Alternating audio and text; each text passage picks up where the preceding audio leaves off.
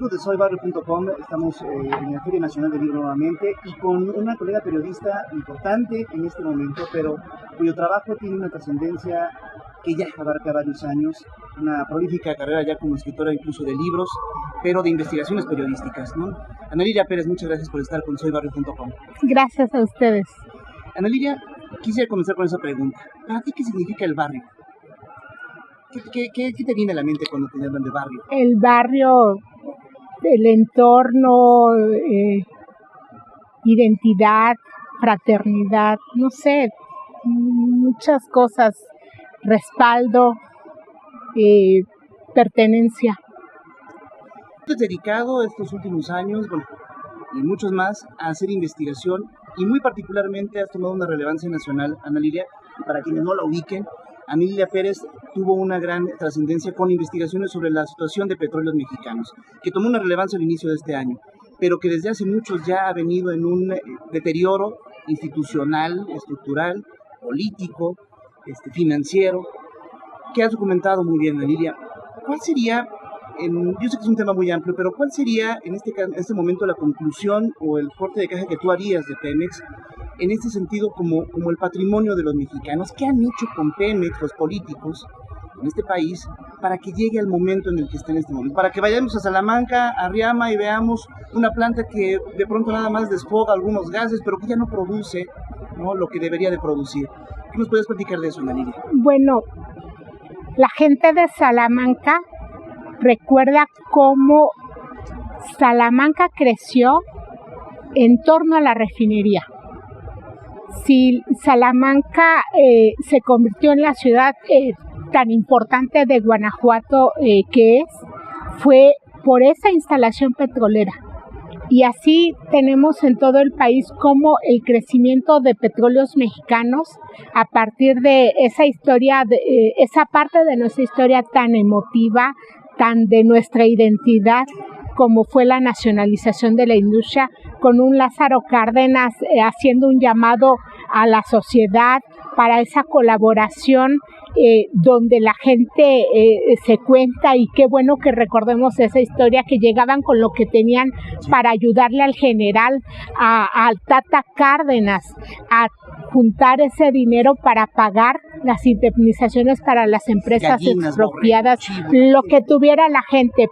¿Por qué? Porque sentían ese compromiso por esa su industria, la industria que Cárdenas quería que fuese el patrimonio de los mexicanos.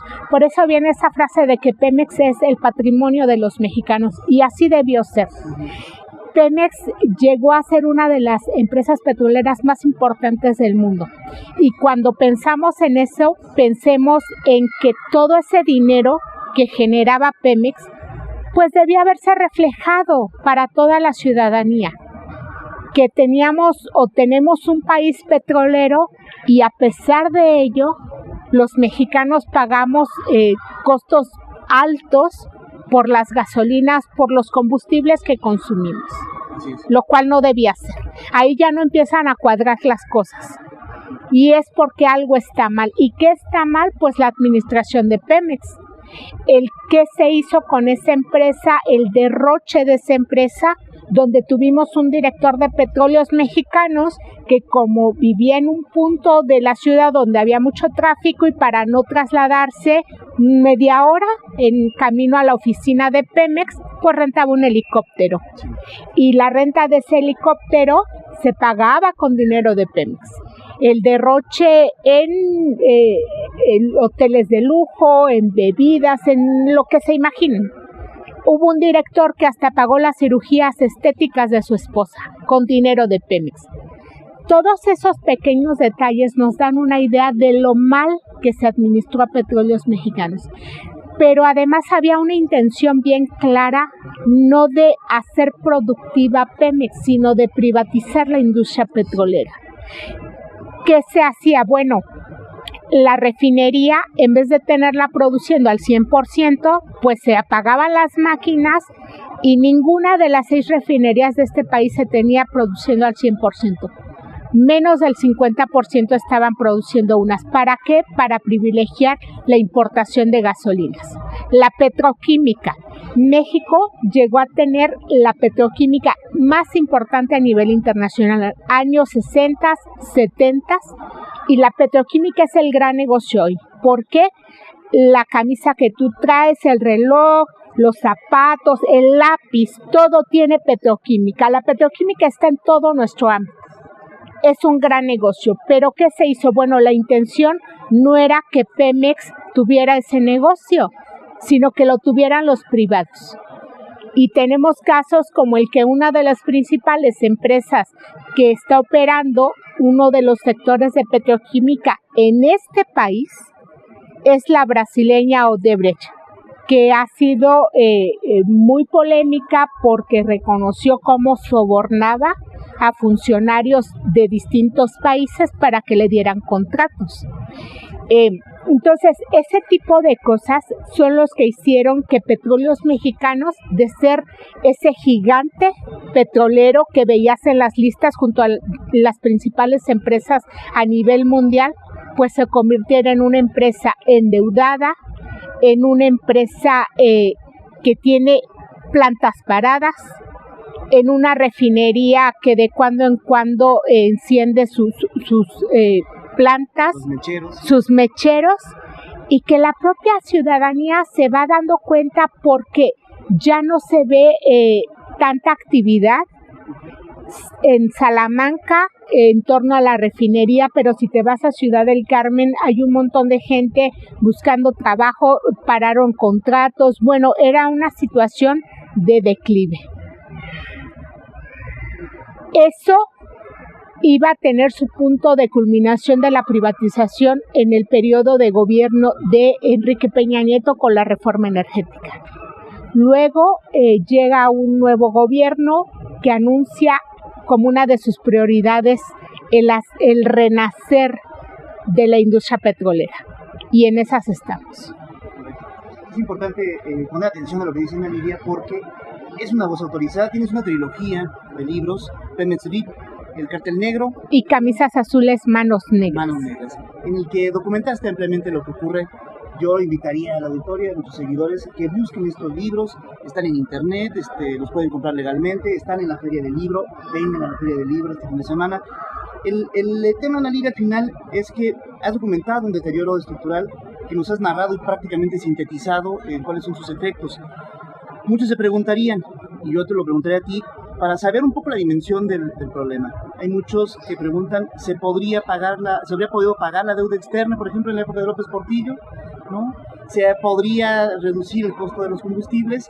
Pero más allá de eso, ahora lo que preocupa mucho, coincidirás con nuestros seguidores, si realmente tiene solución el problema. Si realmente estamos viendo en el gobierno de Andrés Manuel López Obrador la posibilidad de que se recomponga, ya no en un sentido romántico, no evocando a Sara Cárdenas, sino ya en un sentido práctico de qué es lo que tenemos en este momento y a qué aspira la petroquímica mexicana. ¿Tú cómo ves esa perspectiva? Bueno, en un sentido práctico y en un sentido necesario para este país.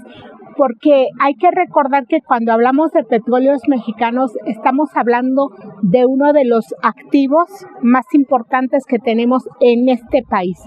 ¿Qué quiere decir? Es una de las fuentes de ingreso más importantes.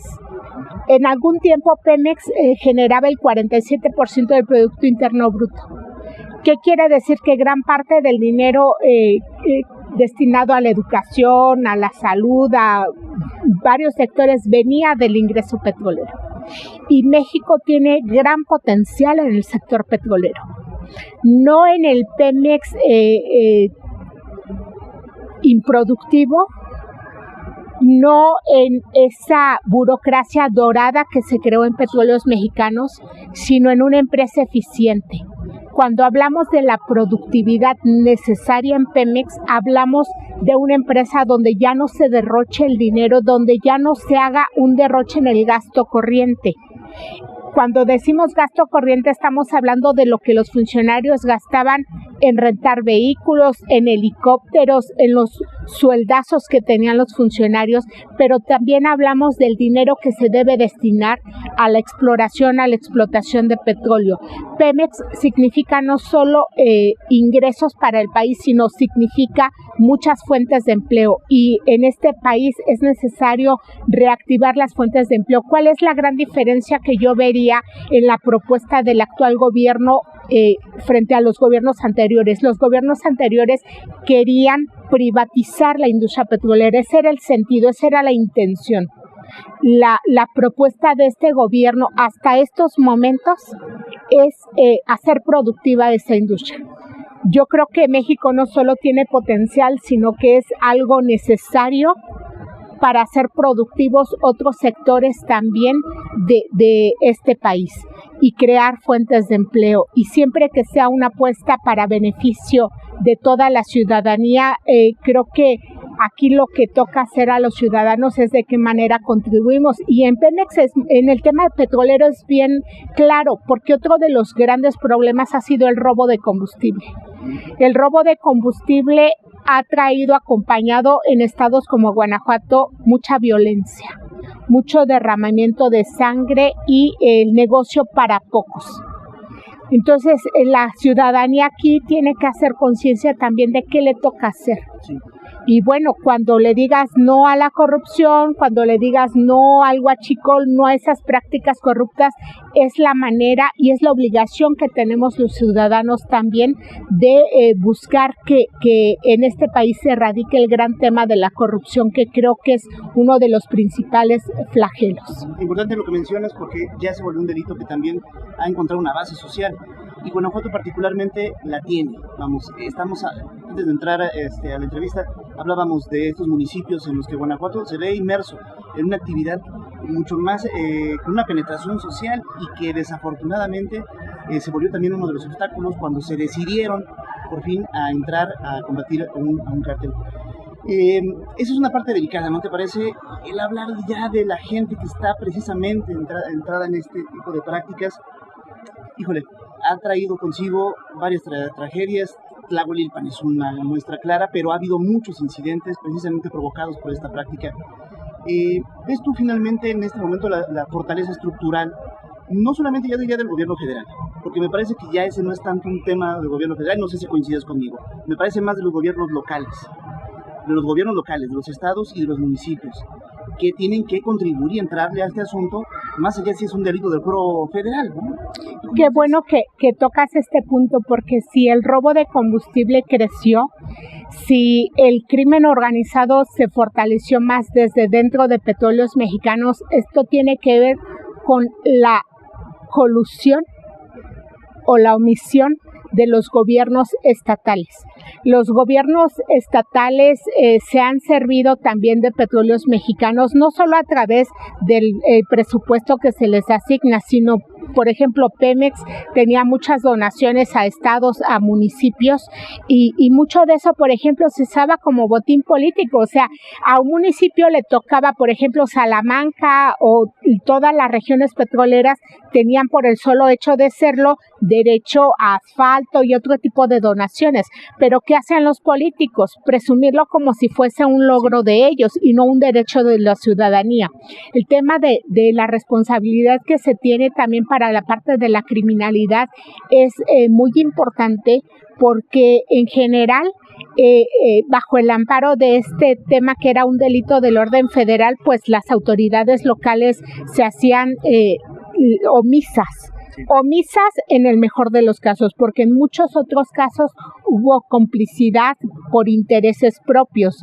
Tenemos alcaldías donde quienes pagaban las campañas eran los propios huachicoleros o los gasolineros que se benefician o se beneficiaban de este negocio ilegal. Entonces, cuando hablamos del tema del rescate a la industria petrolera, pero también del frenar el robo de combustible, no es un asunto de gobierno, es un asunto de sociedad, es un asunto de Estado, es un asunto donde cada uno de los poderes tiene un nivel de responsabilidad, y en esta parte los gobernadores también tienen que hacer lo que les corresponde, los ayuntamientos, sobre todo los ayuntamientos donde hay instalaciones petroleras. En la parte de la seguridad les toca. En estados como Guanajuato, el repunte de la violencia va acompañado del crecimiento del robo de combustible como un negocio, pero yo quisiera reflexionar también junto contigo, con tu audiencia, en que el robo de combustible es un negocio que trae violencia, trae derramamiento de sangre, trae mucho dolor, porque muchas comunidades de Guanajuato donde la gente optó por dedicarse a esta actividad criminal, han quedado devastadas socialmente. La gente se ve a veces ya obligada a trabajar para los grupos criminales en esa actividad y otras, y la sociedad ha tenido un impacto. Entonces hace falta también reconstruir esos valores sociales si queremos un mejor país, si queremos que la violencia baje. Es una tarea colectiva. Con ese mensaje nos quedamos, Ana Lilia. La verdad es que es un tema muy profundo, no nos bastarían ni 15 y quizás ni media hora para poder profundizar, pero yo te quiero agradecer mucho este acercamiento. Estás en un estado en el que finalmente es un punto neurálgico, este asunto del robo de combustible. Estaremos viendo el resto del año cómo va progresando los operativos, cómo va progresando la búsqueda de los cabecillas de este cártel de Santa Rosa, que lo conoces muy bien. Y pues bueno, por lo pronto creo que esta reflexión es importante, porque en medio de estas operatividades el papel de la ciudadanía, el papel de los gobiernos locales es medular. Muchas gracias, Ana Lilia, por estar con nosotros. Gracias a ti. Y ustedes, gracias por continuar. Seguimos.